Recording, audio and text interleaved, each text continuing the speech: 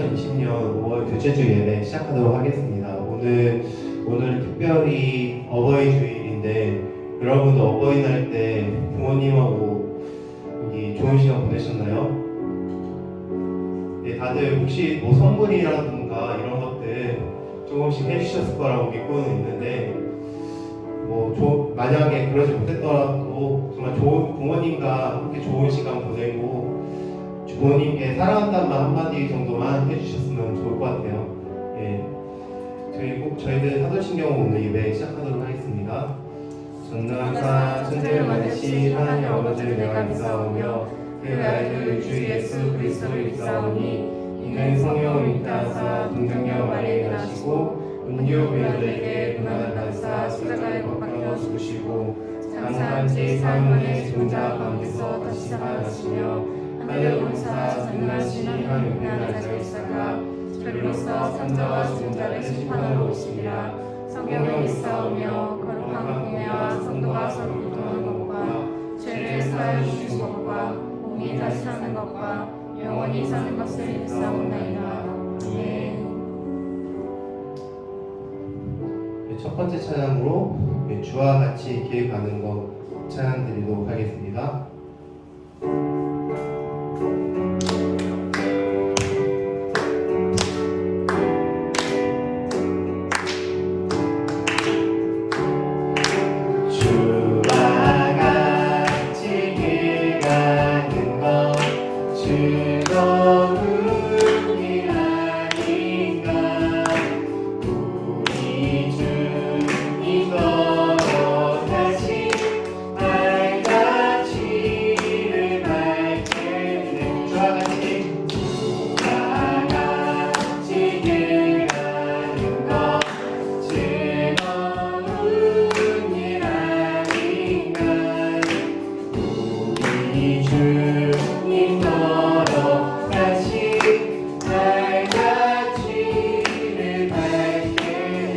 한 걸음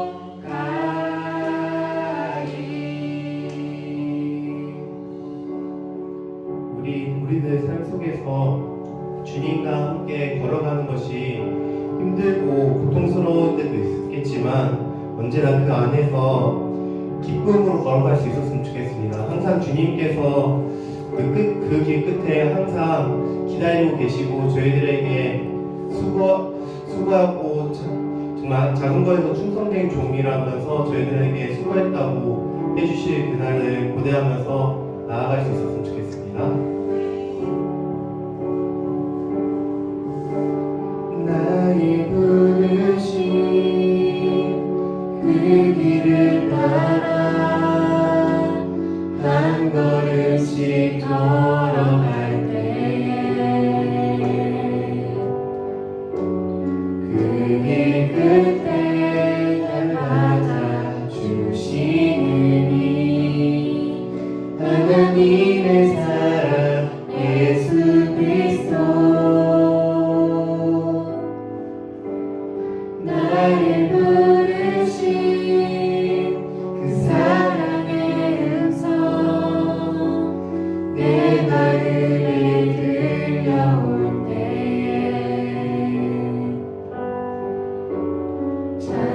찬송하며 그 음성 따라가리 주를 경배하며 달려가리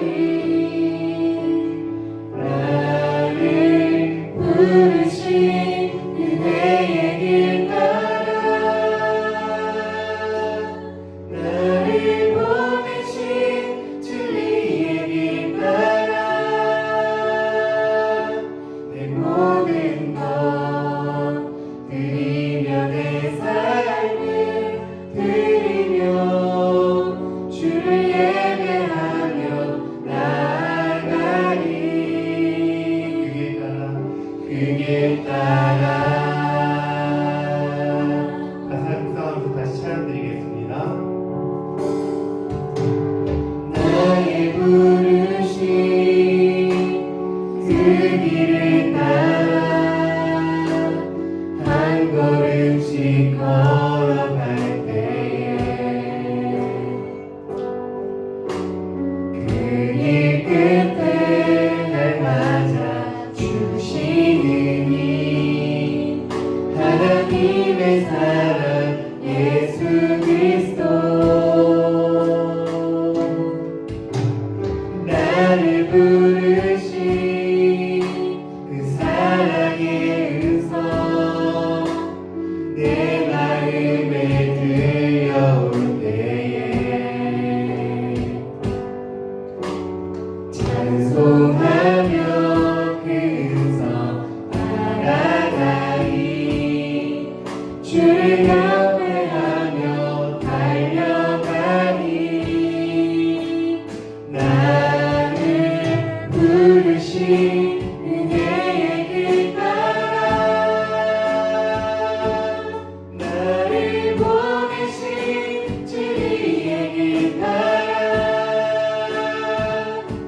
내 모든 것 드리며 내 삶을 드리며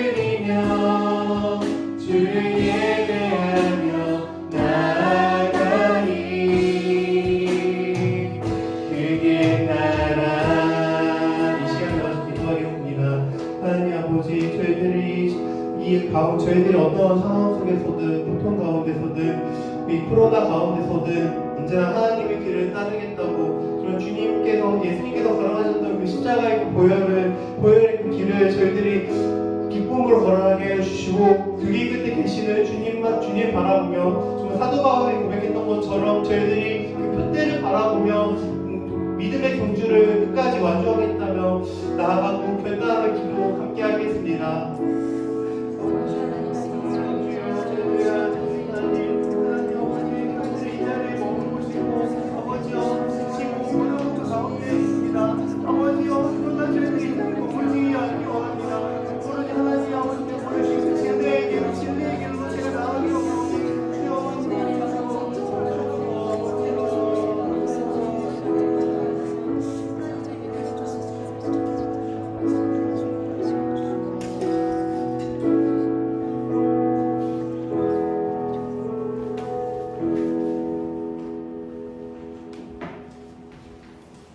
기도하겠습니다.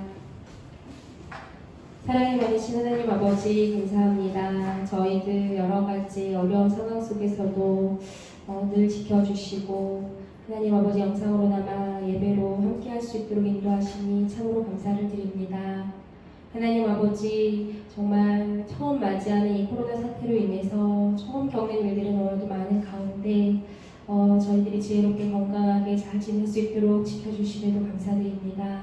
하지만 세상에는 아직도 너무나도 이 코로나로 인해서 고통받고 어려움 속에 처해 있는 사람들이 참 많습니다.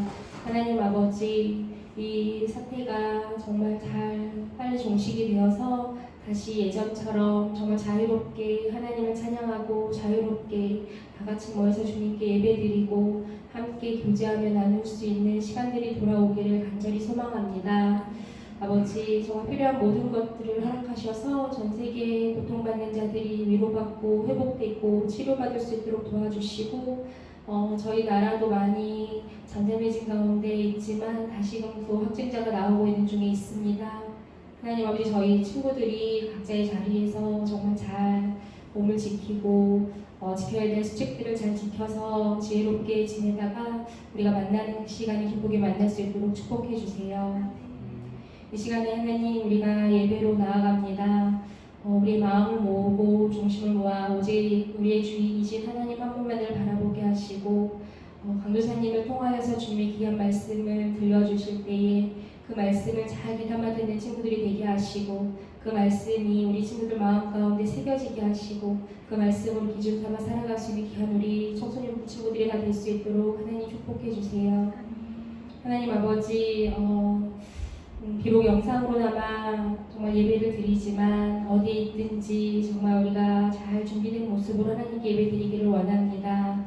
그래서 정말 동일하게 큰 은혜 내려주시고 우리 친구들이 정말 비록 몸은 떨어져 있지만 마음은 하나님 안에서 주님 안에서 하나임을 늘 기억하며 만나기를 소망하며 사모하며 이 시간들을 지낼 수 있도록 인도해 주세요. 저희 강도사님 입술을 통하여서 주님의 귀한 말씀 선포될 때에 하나님 능력을 더하여 주시고 그 말씀이 정말 힘이 되어지고 정말 우리에게 꼭 필요한 말씀으로 정말 우리가 그 말씀을 기억하며 살아갈 수 있도록 인도해 주세요. 다시 만날 그 날을 또한 늘 사모하고 기대하며 오늘 예배를 드리길 원합니다. 예수님의 이름으로 기도합니다. 네.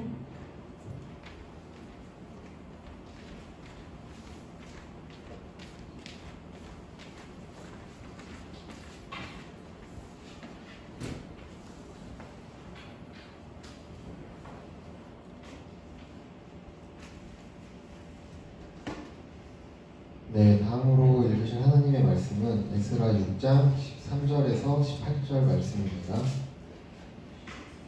네, 에스라 6장 13절에서 18절 말씀 717페이지 있습니다.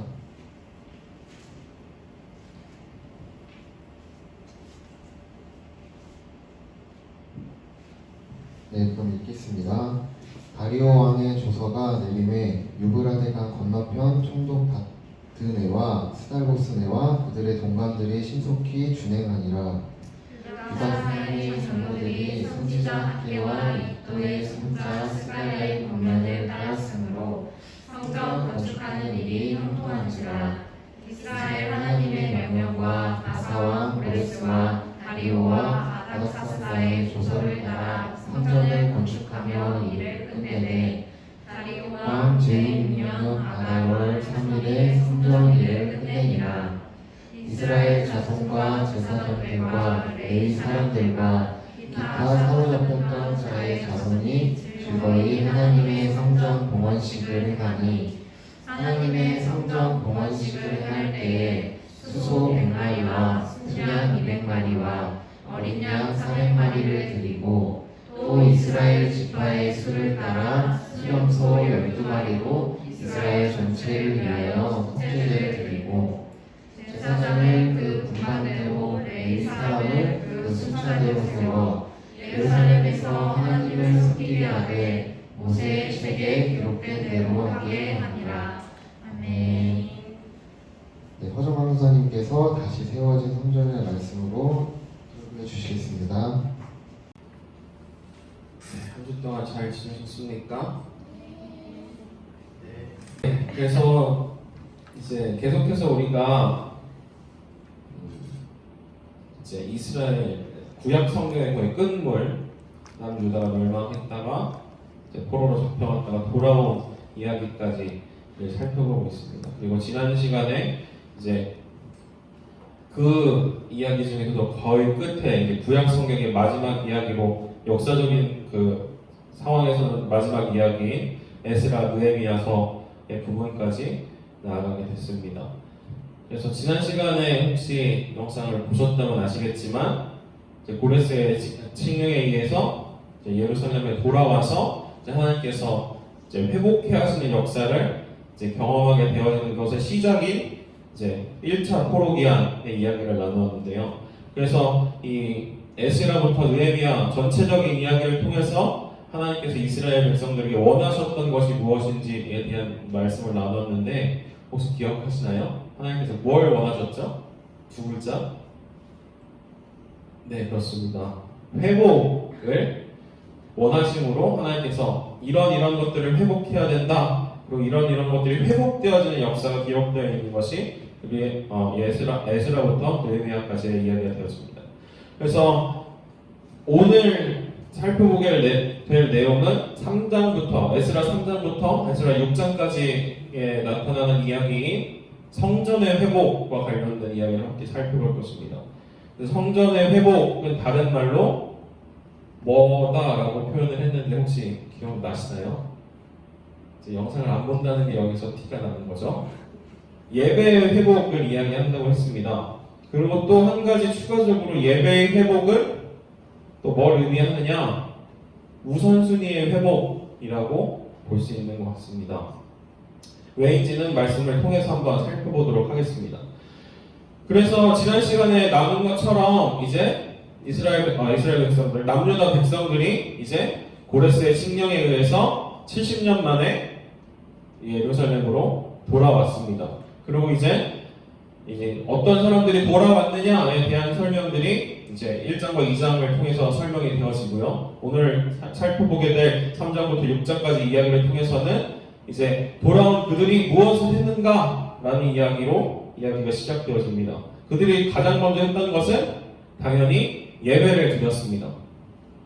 그리고 나서 이제는 우리가 앞으로 드릴 예배를 어디에서 드릴지에 대한 결정을 하죠. 물론 고레스가 그것을 위해 보내긴 했죠. 뭘 위해서 보냈죠? 성전을 재건하라라는 그런 명목하에 목적을 가지고 이들이 돌아와서 이제 그 일을 하기 위해 이제 시작되어지는 부분이 이제 3장에 드러나게 되어집니다.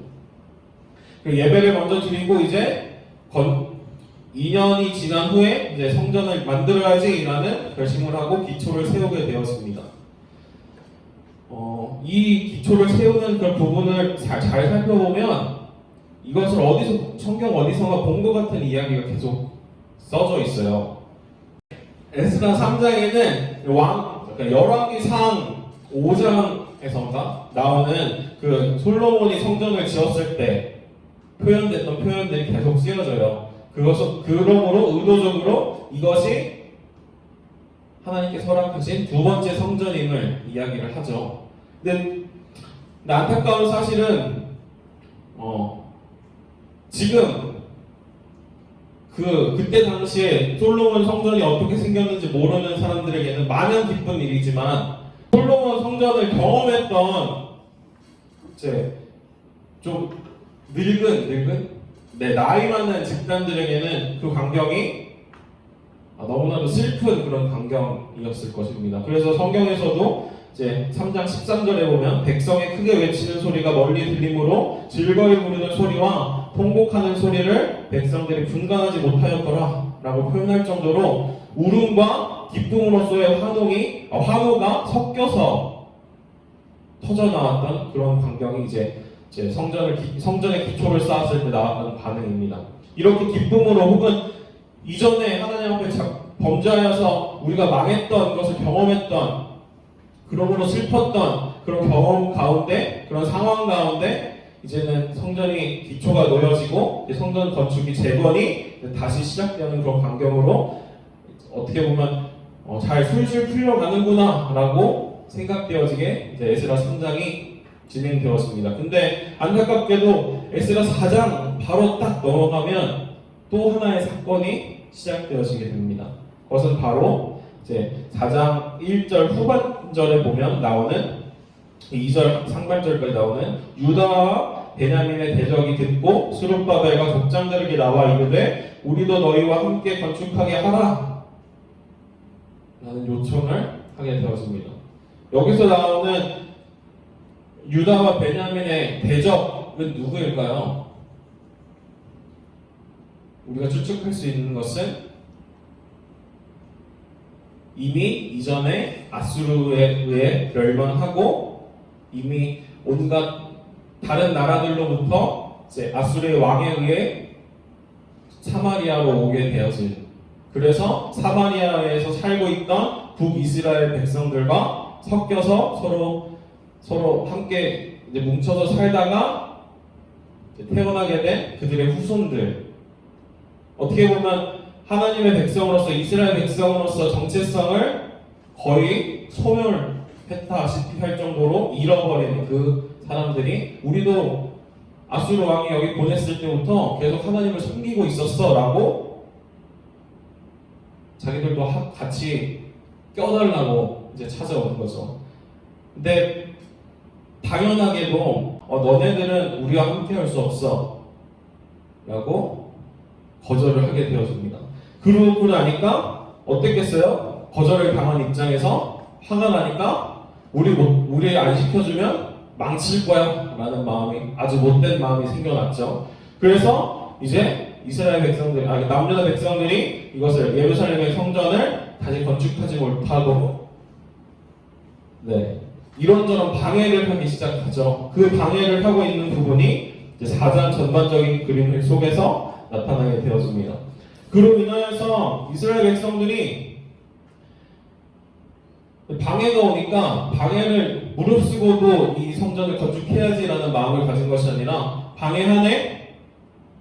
어쩔 수 없지. 다음에 성전 지어야겠다라는 마음을 갖죠. 그래서 4장의 마지막에는 이렇게 끝이 나요. 이에 예루살렘에서 하나님 성전 공사가 바사왕 다리오 제2년까지 중단되니라.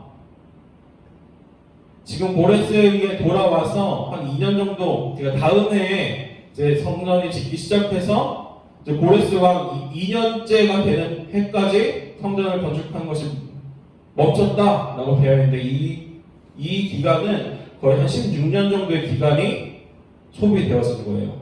그러니까 16년 동안 다음에 지어야지 했던 게 16년째까지 오게 된 거죠.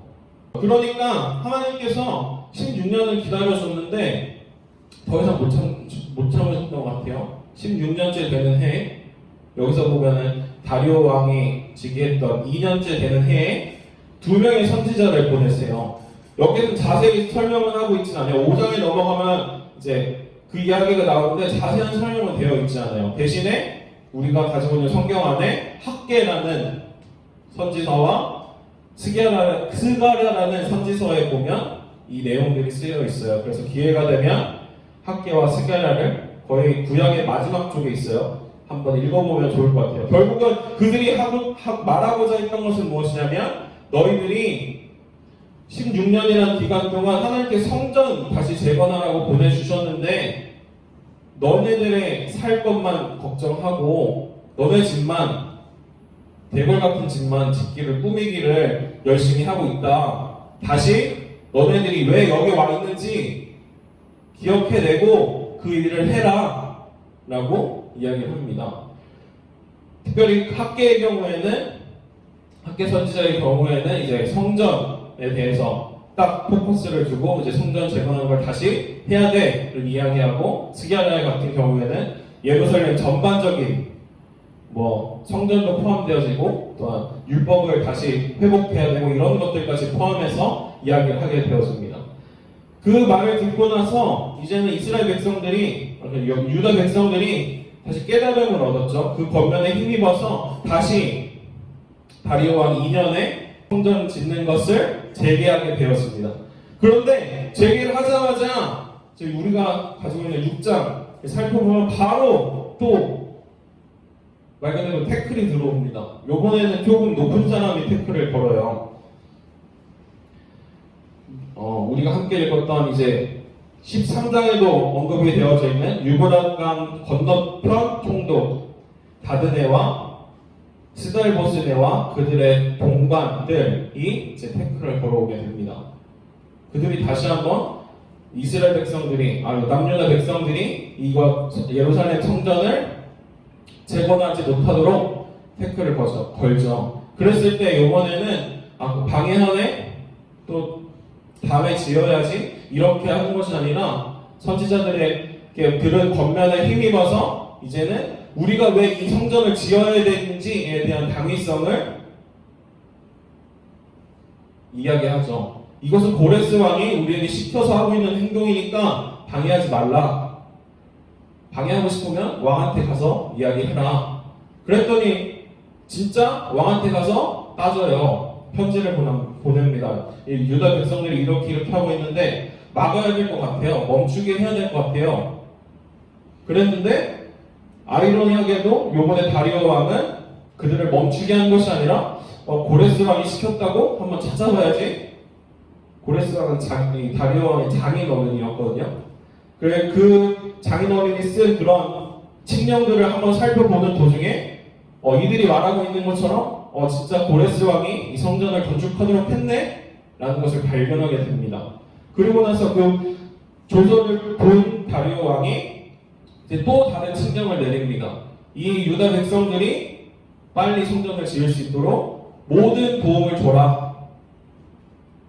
그렇죠? 그로 인하여서 오히려 이 고발을 했던, 이 편지를 썼던 이 두 사람이 오늘 우리가 함께 읽었던 13절에 보면 다음과 같이 되어 있죠. 다리오 왕의 조서가 내림에 유브라데 강 건너편 총독 다드네와 스달보스네와 그들의 동관들이 신속히 준행하니라. 오히려 그들을 방해하려고 했던 자들이, 그 세력들이 오히려 그들을 도와주는 상황에 이르게 되었죠. 그리고 나서 이제는 그 모든 과정들이 그들이 방해를 피했을 때는 16년 동안 그 건축하는 것이 멈춰졌지만 방해에도 불구하고 자기들이 왜 이 행동을 하고 있는지에 대한 그런 증거들을 제시했을 때 오히려 그를 대적했던 자들까지도 방해하려던 자들까지도 그들을 돕게 되어지는 그런 그림을 우리들이 살펴볼 수 있습니다. 그리고 시작한 지 4년째가 되어지는 그런 다리오 왕 6년째 되는 해에 성전이 재건되어지게 됩니다. 그리고 6장은 그 재건된 성전을 봉헌하고 그곳에서 유월절을 지킴으로 마무리가 되어지죠.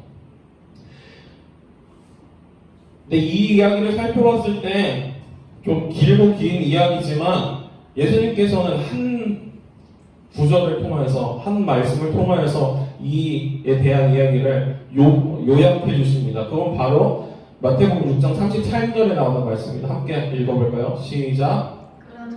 너는 먼저 그의 나라와 그의 일을 구하라. 그리하면 이 모든 것을 너에게 더하시리라. 아멘. 결국엔 하나님께서 이 에스라 3장부터 6장까지를 통해서 이스라엘 백성들에게, 남유다 백성들에게 이야기하고자 했던 것은 너희들이 나를 먼저 바라봐. 나를 우선순위에 둬봐. 어떤 일이 벌어지는가?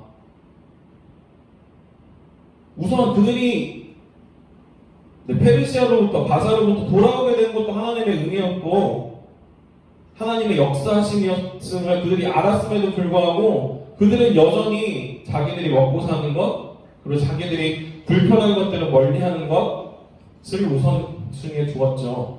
근데 하나님께서는 이 말씀을 통해서 다시 한번 너희들이 왜 이곳에 돌아왔는지를 기억해라.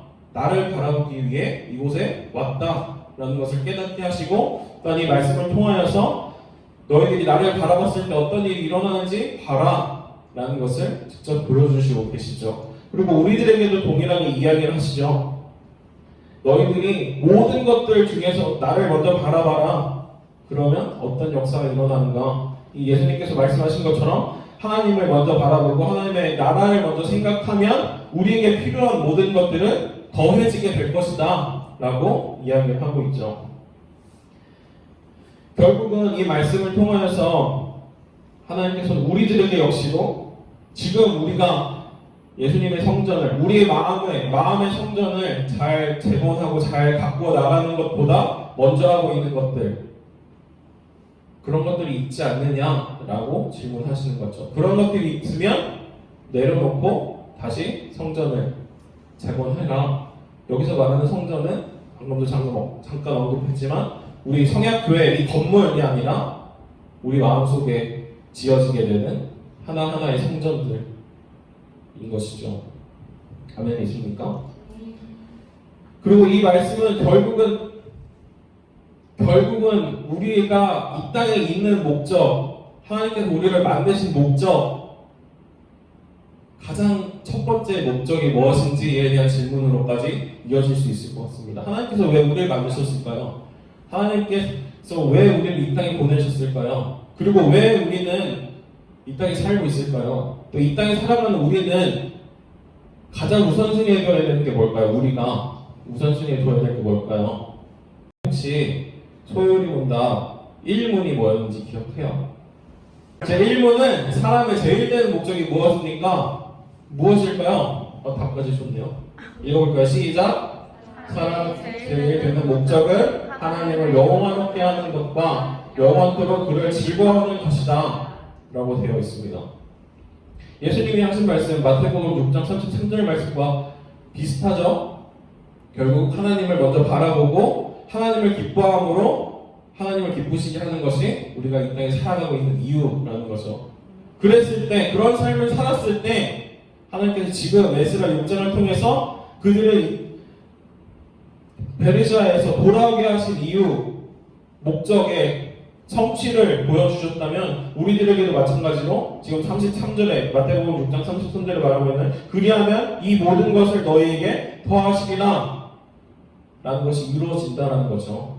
결국에 우리가 우리의 삶의 목적이 시험에서 좋은 성적을 내기 위해 좋은 대학교를 가기 위해 좋은 직장을 갖기 위해가 되어진다면 그에 대한 열심을 다했을 때 그것에 대한 성취는 우리가 경험할 수 있을 거죠. 근데 그걸 이룬 다음에는 그걸 왜 누려야 되죠? 왜 우리가 시험에서 좋은 성적을 왜 거둬야 되죠?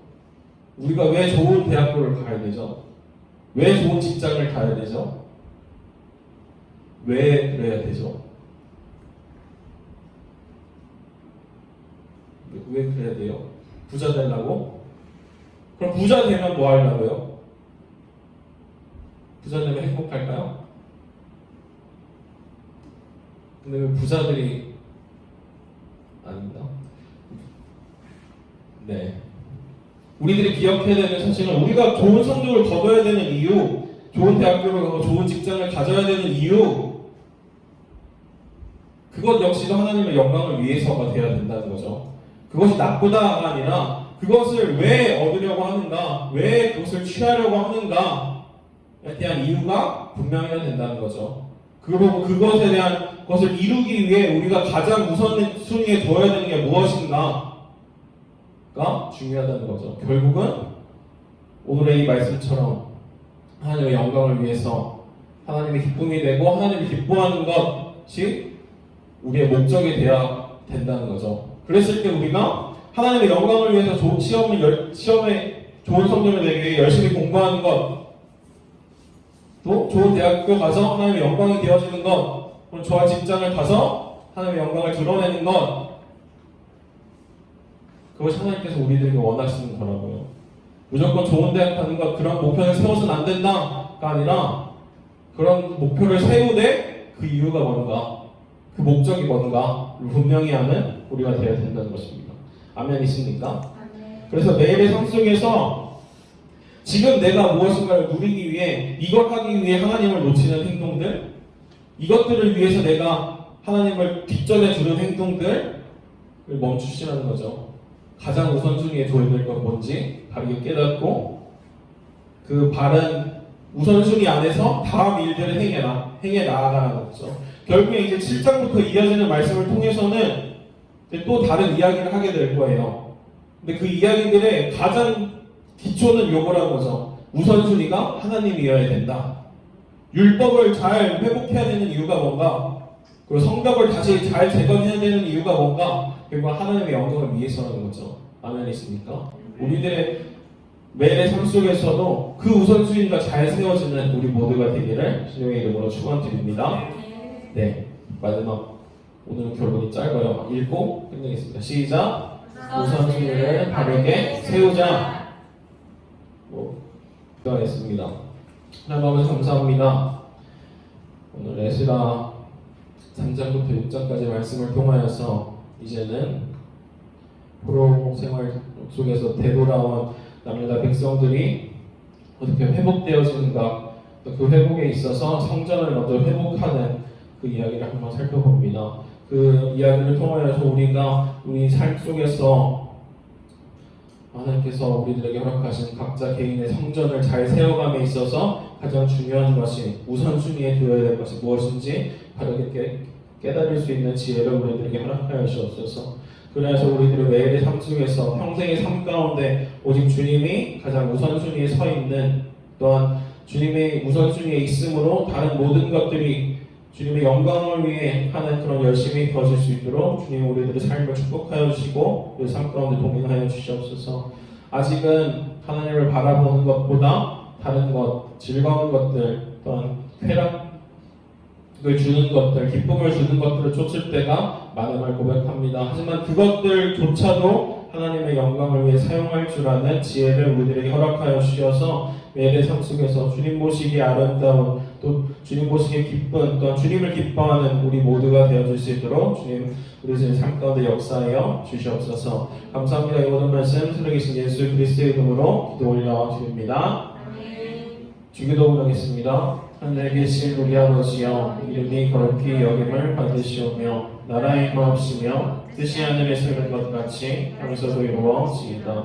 오늘날 우리에게 일용할 양식을 주옵시고 우리가 우리에게 죄의 지은 자를 사하여 준 것 같이 우리의 죄를 사하여 주옵시고 우리를 시험에 들게 하지 마옵시고 다만 악에서 구하옵소서. 대개 나라와 권세와 영광이 아버지께 영원히 있사옵나이다. 아멘.